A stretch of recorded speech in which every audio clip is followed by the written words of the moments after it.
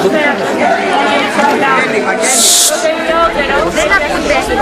του ίδιου συνδυάζει την τέλεια ακουστική, την κομισότητα και τη συμμετοχή στην αναλογία. Χαρακτηριστικά που εξέρει ήδη από τον 4ο αιώνα μετά Χριστόν ο περιηγητής Παυσανίας. Πότε σχεδιάστηκε πέτρο το θέατρο? Σχεδιάστηκε στα τέλη της κλασικής εποχής, γύρω στο 1940 με 1930. Στο πλαίσιο της γενικής ανοικοδόμησης του ιερά χρησιμοποιήθηκε τουλάχιστον έως τον 3ο αιώνα μετά Χριστόν. Σε αυτό τελούνταν μουσική, φωτική και δραματική αγώνες των Ασκληπιών κάθε 4 χρόνια μετά τα Έσχυνα, καθώς και άλλες παραστάσεις δραμάτων που συμπεριλαμβάνονταν στη λατρεία του Ασκληπιού. Γνωρίζουμε Παναγία τον αρχιτέκτονα. Σύμφωνα με την Παυσανία, εξαρτάται τον έργο του πολύ γλυκού κοινότερο. Το αρχιτέκτονα του επιστήσει σχεδόν 50 χρόνια νωρίτερα. Ωστόσο, συνάπτωση περισσότερες σήμερα όλοι οι μελετητές και σύμφωνα με μερικούς, ο δημιουργός Παπαπαρασία παραλάβει άγνωστο το μνημείο, αν και σκεπασμένο από επικομμάτωση, παρέμεινε ορατό στο πέρασμα των αιώνων. Αποκαλύφθηκε πλήρως με τις ανασκαφές του Πέτρου στα Βαδία, τα 1881 με 1883. Από το 1954, το θέατρο χρησιμοποιείται κάθε καλοκαίρι για τις εκδηλώσεις των επιδαυρίων, που περιλαμβάνουν κυρίως παραστάσεις αρχαίου δράματος και αποτελούν ένα από τα σημαντικότερα θεατρικά γεγονότα στον κόσμο. Τι γνωρίζουμε αν όλη την ορχήστρα? Η ορχήστρα έχει σχήμα τέλειου κύκλου με διάμετρο 20 μέτρα και στο κέντρο της σώζεται η βάση για τον πομό του Διονύσου και τη μέλη. Η εξαίσια αρμονία του θεάτρου οφείλει στο μοναδικό του σχεδιασμό βασισμένο σε κανονικό πεντάγωνο, στο οποίο εγγράφεται η ορχήστρα. Με το τέχνασμα αυτό, όπως και με άλλα, παραδείγματος το λάξευμα και λωτήτο στη βάση των εντολίων, ο αρχιτέκτονας βελτίωσε την απορρόφηση ή την αντανάκληση των ηχητικών τμήματων. Στις παρόδους χτίστηκαν μνημιακά δίθυρα πρόφυλλα, από τα οποία ράπεσαν όσο οδηγούσαν στην σκηνή τους ένας πλατής διάδρομος χωρίς το κύλο από την ορχήστρα. Ωραία. Λοιπόν, παιδιά...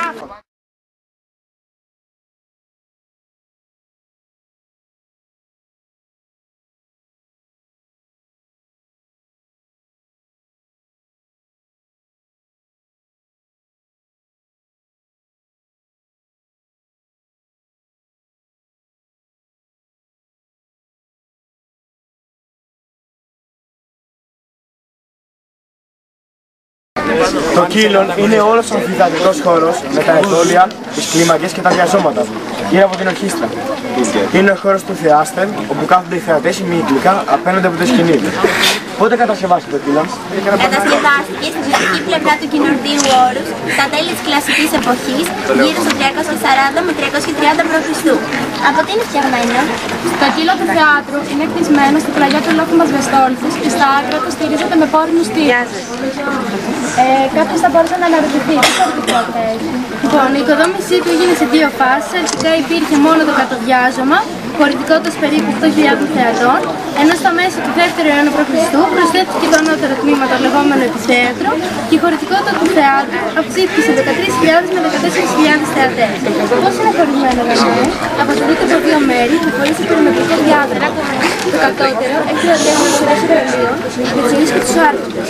Το ανώτερο κατασκευάστηκε στη δεύτερη οικοδομική φάση 21 σειρές εργαλείων με τη λαό. Από το κύλο το θεατής βλέπει όλη την πεδιάδα και τα βουνά από το περιβάλλον.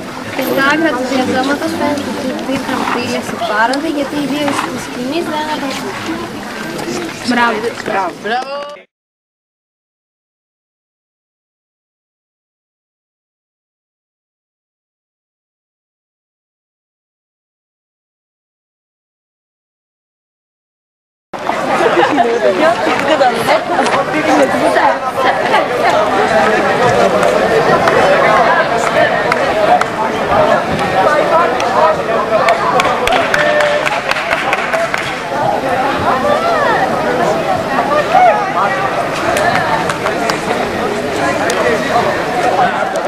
Το κτίριο που προσέχθηκε κατά το 5ο αιώνα π.Χ.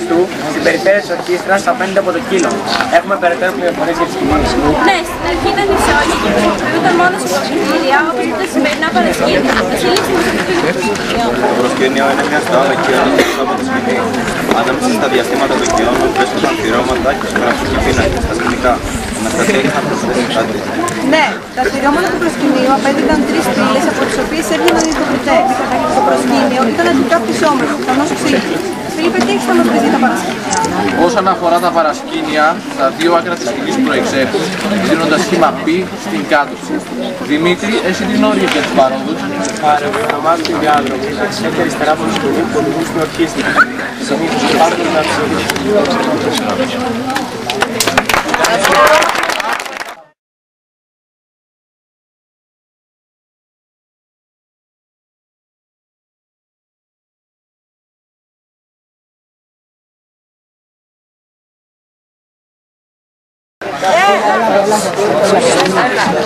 Βρισκόμαστε στην Αίγυπτο, μπροστά στο παλάτι του Πρωτέα. Δίπλα στον βήμα του στέκεται μια γυναικεία μορφή. Ο δικός μου τόπος εξακουστεί με σπάρτους και καταφέρασε την τάρεως. Ωστόσο, μια φήμη λέει πως πέφτοντας ο βίας στη μορφή κύκνου θα ήθελε από τη μάνα μου τη Λίδα έναν αρκτό για να ξεφύγει κάτι. Και έτσι, μαζί της δολεράει της μίξης. Άμυνα λέει. Ελένη το όνομά μου. Τώρα, εγώ είμαι εδώ. Και ο κόλλιος μου ο άντρας πήγε, μαζεύοντας κατώσεις, στις 3 στα κάθη, ζητώντας να με πάρει πίσω.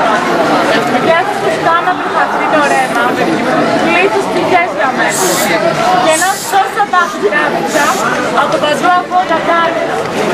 Και οδόστρα με λογιάζουν το άντρος μου, για αιτία για να μπλέξουμε σε μέγα πόλεμο νέου.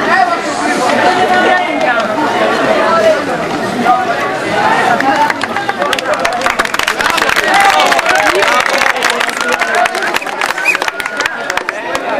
Η Ελένη έρχεται στο παλάτι και στη σκηνή εμφανίζεται ναυαγός και ραγγένεται στο Μενέλο.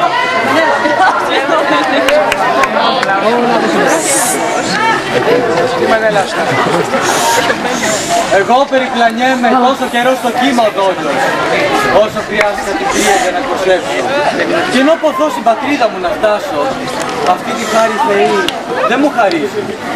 Και τώρα να παγώσω μαύρο, δίχως φίλοι στη χώρα βγήκα εδώ. Συντρίμια γίνει και το καράβι του βράχου.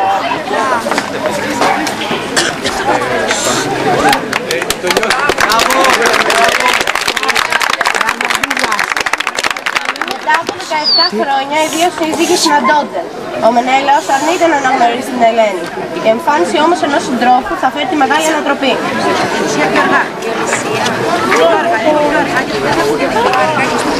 Κάθε και η γυναίκα σου.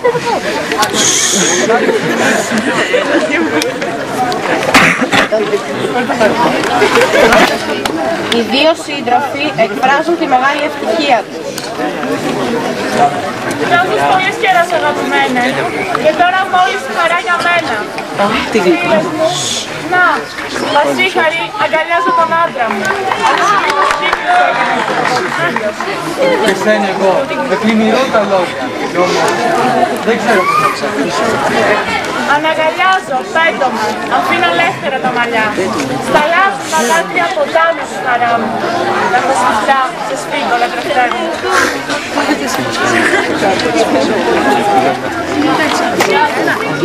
Η Ελένη και ο Μενέλαος πρέπει να στήσουν μία μηχανή σωτηρίας για να εξαπατήσουν το Θεοκλήμενο και να διαφύγουν από την Αίγυπτο. Ο χορός τραγουδά και σχολιάζει. Εσύ,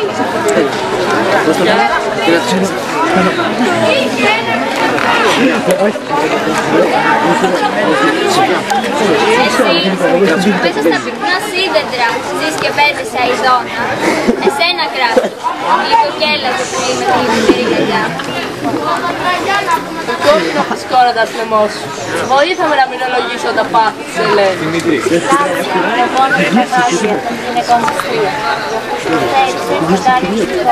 Τι είναι Θεός, τι είναι Θεός και τι είναι ανάμεσά του. Ποιος θα το πει του το Χριστόβρε, καιρό πολύ εξετάζοντας τα πάντα. Μονάχα το βλέπει, εδώ και εκεί, το πόνο του μάθαμε να γυρνάνε, αλλά εσύ θα κάνεις Με λόγχες και με δυνατά, στο πόλεμο σκοτάδι. Λογιάζεται σωστά χρωστά, πως έτσι θα βάψει το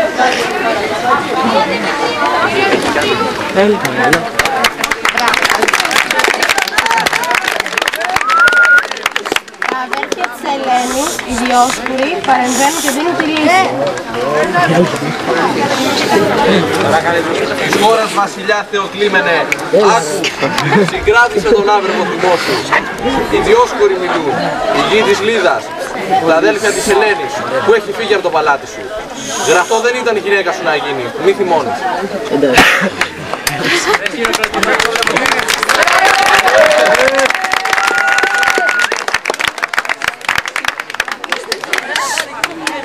Νόμες αλλάζουν όλο ένα Θεό και από τα νέλη στα πλήρη τους ενέρουν αυτούς. Ποιος θα πρόσμενες δεν βρίσκουν τη λύση τους. Όμως αναπάντεχο ο Θεός δίνει τέχνη. Έτσι τελείωσε η ιστορία.